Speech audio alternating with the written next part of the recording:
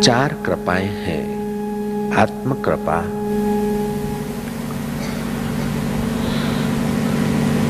गुरु कृपा, शास्त्र कृपा और ईश्वर कृपा।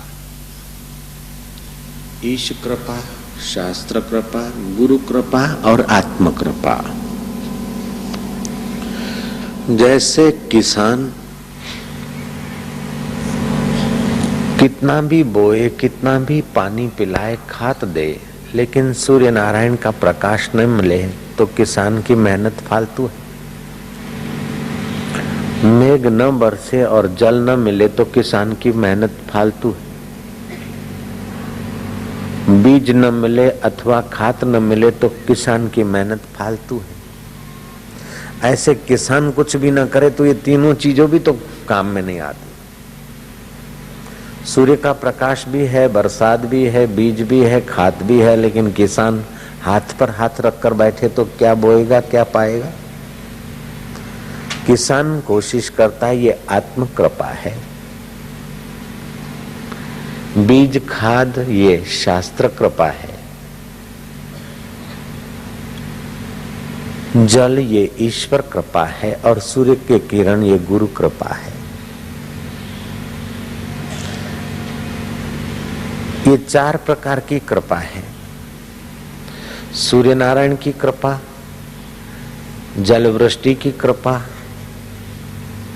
बीज आदि की कृपा तो उसी को महसूस होती है जो किसान पुरुषार्थ करता है, बोता है। ऐसे ही आत्म कृपा, जिस पर जो अपने आप ऊपर कृपा करता है, उसको ये तीन कृपाएं प्राप्त हो जाती है। ईश्वर कृपा, गुरु कृपा और शास्त्र कृपा। इन कृपाओं में कोई आवरण नहीं है, अनावरण बरस रही है। बीज खाद में तो आवरण है, पैसा नहीं है तो नहीं मिलता, लेकिन ईश्वर कृपा, शास्त्र कृपा, गुरु कृपा किसी आवरण से रुकी नहीं है, वो अनावरण बरसती है, वो सब पर समान रूप से बरसती है। फिर जो जितना पुरुषार्थ करे, बरसात बरसती है, फिर जितना खेड़े, जितना ज्यादा जमीन रखे। सूर्य के किरण बरसते हैं, जितना ज्यादा खेड़ करे। ऐसे ही शास्त्र, ईश्वर और गुरु, उनकी कृपा अनावरण है। हम कितना खेड़ते हैं, हम कितना पुरुषार्थ करते हैं, हम कितना उनके हाँ में हाँ मिलाकर कदम आगे बढ़ाते हैं, उस पर सारा आधार दारो मदार है। अपने को सत्कर्म में, सत्संग में, सत सुमरण में लगाना, ये आत्म कृपा है। ये अपने आप पर जब कृपा करता है जीव, तो गुरु कृपा उसको महसूस होने लगती है। जो सत्संग में नहीं आएगा, सत्कर्म नहीं करेगा, कोई न कोई सत्कर्म तुम्हारा अंतर्यामी ईश्वर को पसंद पड़ता है, तब तुम्हें सत्संग में आने की रुचि होती है। कोई न कोई सत्कर्म अथवा सेवा, सुमरन तुम्हारा पसंद पड़ता है गुरुदेव को, तब गुरु की कृपा तुम्हारे हृदय में अपना रंग जमाती। गुरु की कृपा रंग जमाती, ये कैसे पता चले बाबा जी? गुरु की कृपा ने रंग जमाया तो ये पता चलेगा कि गुरु के दर्शन मात्र से अंतःकरण आनंदित, आंदोलित और पुलकित होने लगेगा। अष्ट सात्विक भावों में से कोई न कोई भाव प्रकट होने लगेगा। जैसे दासी पुत्र का संत दर्शन से हृदय परिवर्तित हो गया और वो दासी पुत्र में से बदलकर देव ऋषि नारद बन गए, ऐसे ही गुरु कृपा हमारे अंतःकरण को धीरे धीरे परिवर्तित करती है। जितना अपने ऊपर कृपा करके गुरु के बताए हुए साधन में लग जाता है, उतना ही शास्त्र कृपा का रहस्य अपने आप प्रकट होने लगता है। जैसे गुरु भक्त पूरण पूरा, वो कोई खास आदमी नहीं था, बुद्धू, मूर्ख, गरीब, लाचार, मोहताज, बचपन में ही पिता मर गए, विधवा माँ का पुत्र। वो विधवा माता जी आटे की चक्की चलाती, अपने हाथों से किसी के घर के बर्तन मांजती और बालक का पोषण करती।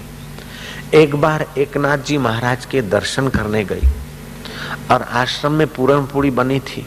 एकनाथ जी महाराज के आश्रम में खूब वैभव था।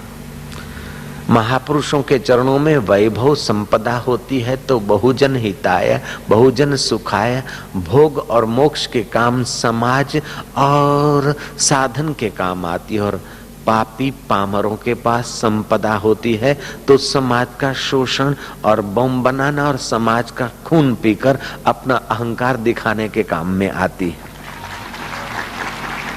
और महापुरुषों के पास संपदा होती है तो गरीब गुरबे का पेट अन्न धन से और साधकों का दिल भगवान की भक्ति और ज्ञान से भरने के काम में आती है।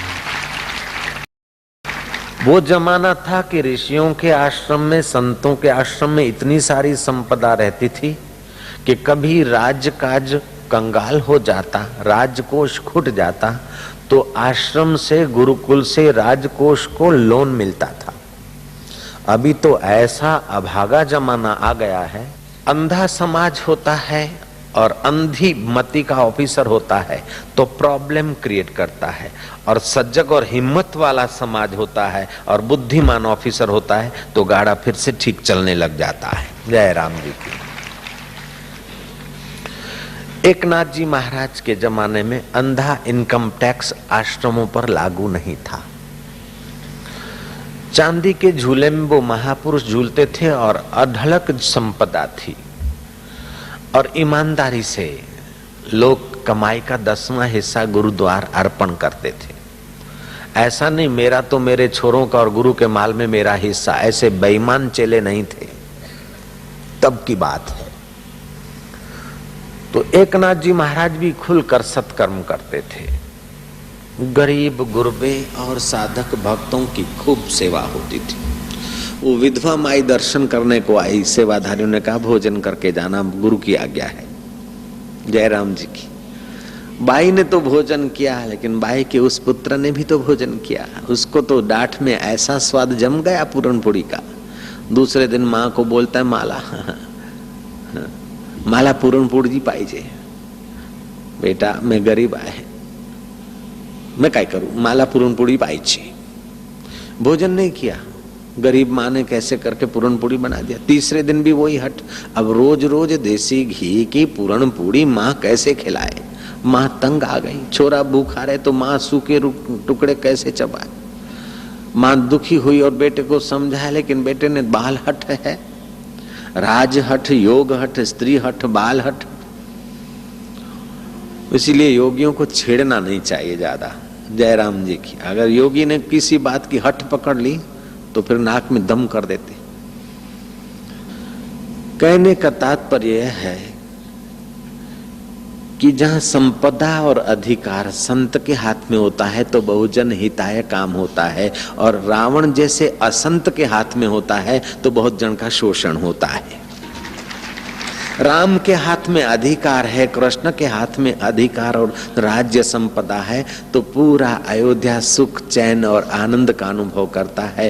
कंस और रावण के हाथ में है तो उसके आदमी भी परेशान है और ऋषि मुनि भी परेशान है, मानव भी परेशान है तो दानव भी परेशान है, क्योंकि अहंकारी और अपराधी निगुरे आदमी के हाथ में सत्ता और सामर्थ्य उसके लिए और समाज के लिए हानिकारक होता है। सगुरे और सदगुरु के प्यारों के हाथ में सत्ता और सामर्थ्य होता है तो अपने लिए और समाज के लिए हितकारी होता है।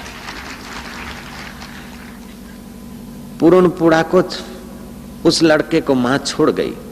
मां लड़के को छोड़ गई आश्रम में। लड़का पूरणपुरी खाने को आश्रम में रहा और ऐसा पूरणपुरी का शौकीन कि दाल नाई नको, सब्जी पाहिजे नको, भात पाहिजे नको, मला पूरणपुरी ठेवा। वो रसोया देखे कि रोज रोज पूरणपुरी खाते, उबता ही नहीं। रसोया गुस्से गुस्से में उसका नाम ही रख दिया पूरणपुरा। अब उस विधवा माई के बालक का नाम क्या है मैं भी नहीं जानता हूँ, उसका नाम इतिहास में पूरणपुड़ा आ गया जयराम जी की। हकीकत में पूरणपुड़ा कोई व्यक्ति का नाम नहीं होना चाहिए, लेकिन इसकी कढ़ंगी आदत से उसने नाम पा लिया पूरणपुड़ा। लेकिन अपने आत्म कृपा में वो सफल हो गया। एक नाथ जी महाराज जब वृद्ध हुए तो समिति वालों को बुलाया, समय मिले तो एक नाथी भागवत 11वां स्कंद पढ़ लेना, एक नाथ जी महाराज का है, बहुत सुंदर उसकी टीका। वो महापुरुष ग्रंथ लिख रहे थे, उन्होंने देखा कि अब शरीर शायद ज्यादा दिन न टिकेगा। समिति वालों को बुलाया कि देखो ये मैं ग्रंथ अगर पूरा न कर सकूं तो पूरणपुड़ा को बोलना, वो बाकी का ग्रंथ पूरा कर देगा। समिति वाले बोलते हैं तुम्ही काय सांगतो गुरुदेवा, असं काय, तुमचा पोरा है, तुम्हारा लड़का है, वो काशी से रिटर्न है। काशी उस समय विद्या का गढ़ था, अभी भी संस्कृत का तो गढ़ है। वो शास्त्री पढ़ा है, पंडित है, और आपका पुत्र है। बोले वो मेरा पुत्र तो है, मेरे को पिता मानता है, सदगुरु नहीं मानता है। और पूरणपुड़ा सदगुरु मानकर मेरे सामने एक टक देखता देखता मेरे साथ तदाकार कर चुका है। भले वो पढ़ा लिखा नहीं है, फिर भी असली पढ़ाई पढ़ा है उसने, आत्म कृपा उसने अपने आप के ऊपर की है, तो गुरु कृपा को पचाने में वो सफल हो गया है। ईश्वर कृपा अपने आप इसका सहयोग करेगी और शास्त्र का रहस्य अपने आप खुलेगा। लेकिन समिति के लोगों को ये बात कुछ समझ में नहीं आई। कभी कभार बहिर्मुख लोग होते ना समिति के, तो गुरु के संकेत को नहीं समझ पाते। जैसे परसों एक वक्त विश्व वंदनीय हमारे विश्व भगवान ने विश्व, अरे कुछ बात धड़े की करो बेटा जयराम जी की। मैं टोकता गया और वो बोलता गया, मैं टोकता गया, मैं बोलता गया, वो बोलता गया। तो अति बहिर्मुखता के कारण कई बार समिति के लोग भी गुरु का संकेत नहीं समझ सकते। ऐसे ही उनकी समिति के लोगों को भी ये हाल। गुरु जी बोलते पूरणपुड़ा से करवाना, लेकिन वो संकेत नहीं समझ रहे। गुरु जी हरि पंडित से करा दे, आपका पुत्र है, आपका ये है। गुरु ने कहा अच्छा करवा लेना, अगर वो नहीं करे फिर तो पूरणपुड़ा को देना। गुरु जी जब थोड़ा कड़क बोले तो समझ लेना चाहिए कि हमारा कोई दुराग्रह है जो गुरु को अच्छा नहीं लगता है। जो गुरु को अच्छा नहीं लगता वो चेले के लिए कभी अच्छा नहीं हो सकता है। कबीरा वे नर अंध है, गुरु को कहते और हरि को कहते और। हरि रूठे तो गुरु ठौर है, गुरु रूठे नहीं ठौर। गुरु आज्ञा ही केवलम शिष्यस्य परम मंगलम, गुरु कृपा ही केवलम शिष्यस्य परम मंगलम। मैं गुरु के चरणों में रहता था, तब की एक छोटी घटना ने मुझे बहुत लाभ दिया। छोटी सी सेवा ने मुझे इतना फायदा दिया कि अभी तक उस दिन को मैं याद करता हूं और दिल मेरा आनंद से भर जाता है। गुरुदेव के दर्शन करने के लिए कोई समिति वाले लोग आए थे और मैं श्री चरणों में रहता था नैनीताल के जंगलों में। उन लोगों ने इच्छा की कि हम चाइना पीक देखने जाए। नैनीताल की पहाड़ी के पीछे है और आश्रम तो नैनीताल के उधर के दूसरे एंगल में है। दिन भर की पैदल यात्रा थी और वो लोग जरा गुसमुस करके बापू के चरणों में कह रहे थे कि हम आगरा से आए हैं, नैनीताल पहली बार देखा और ये चाइना पीक देखने की इच्छा तो है, लेकिन आश्रम का कोई साधक साथ में चले तो। गुरुजी ने बुलाया, आश्रम जाओ इनको चाइना पीक दिखाओ। हालांकि चाइना पीक का नाम भी मैंने गुरु मुख से ही सुना उस वक्त।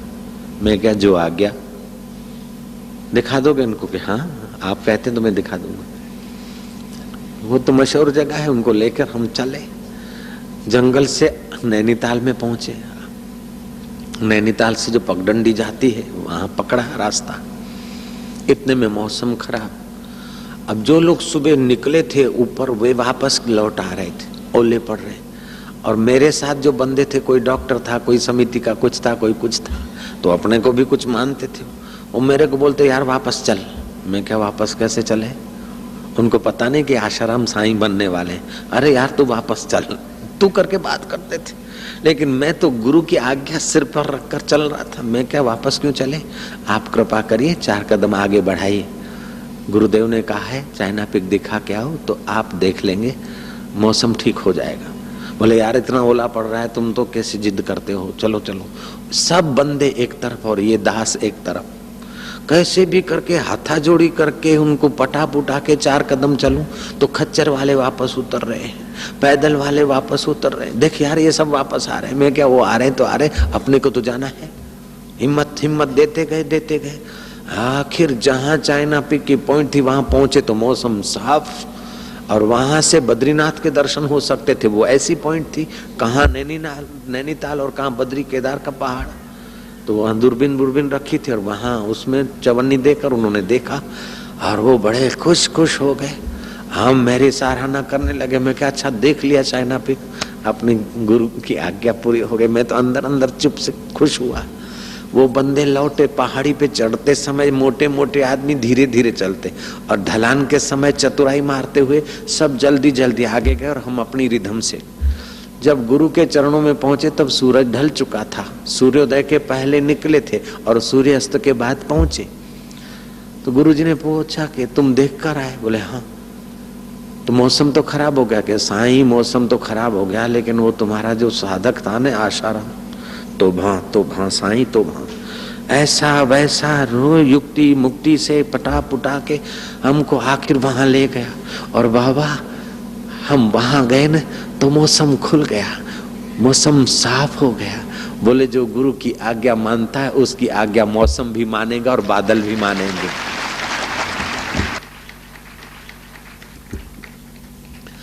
तब से लगा कि उनको तो चाइना पिक देखने को मिला और मुझे तो गुरु कृपा का अनुभव होने लगा।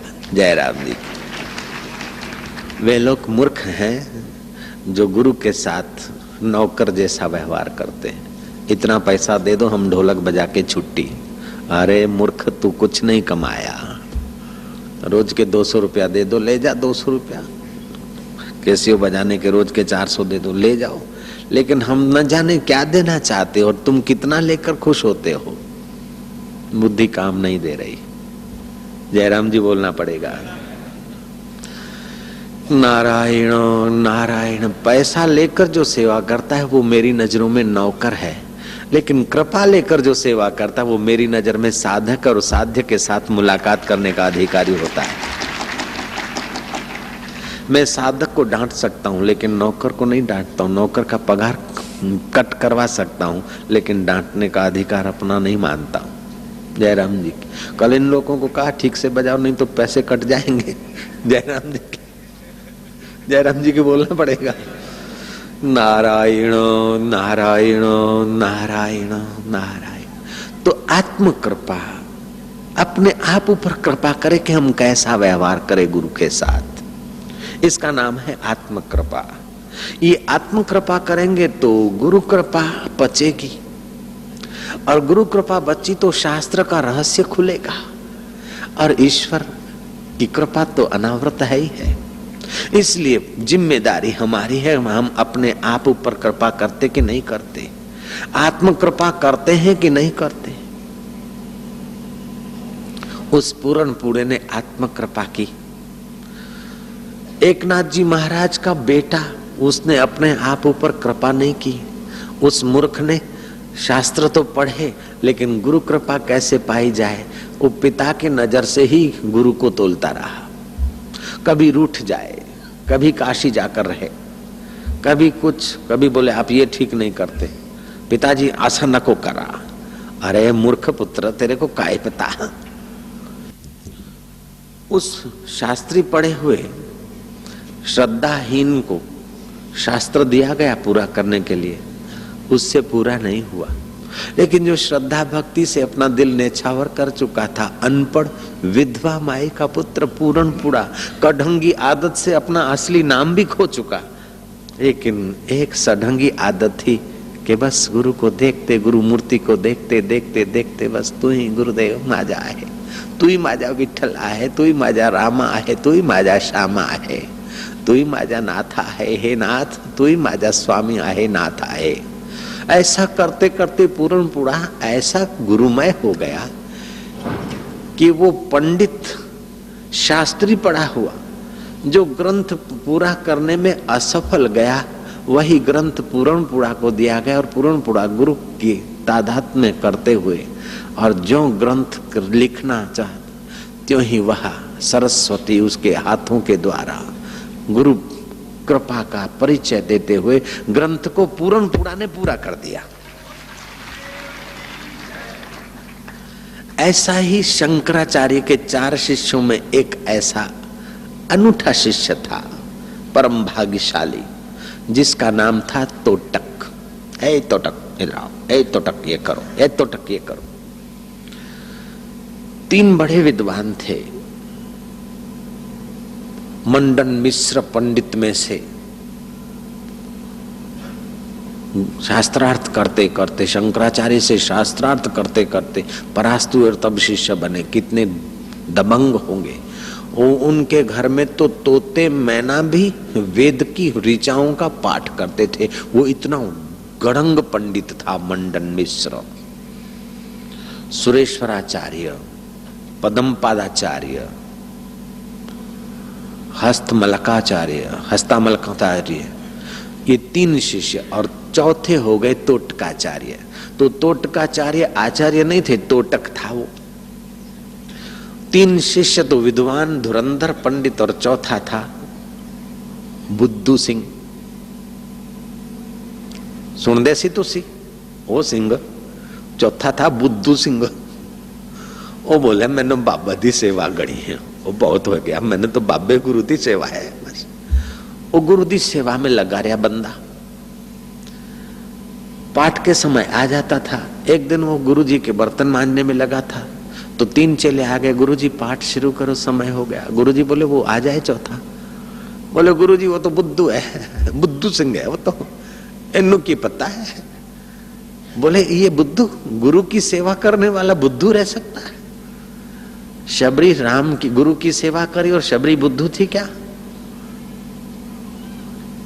बेटा तोटक, ये जो लोग पढ़ेंगे वो तू जरा बोलते आना, जो इनको याद है वो भी गुनगुनाता और जो ये याद करने वाले हैं वो भी तू उच्चारता। आजा बेटा।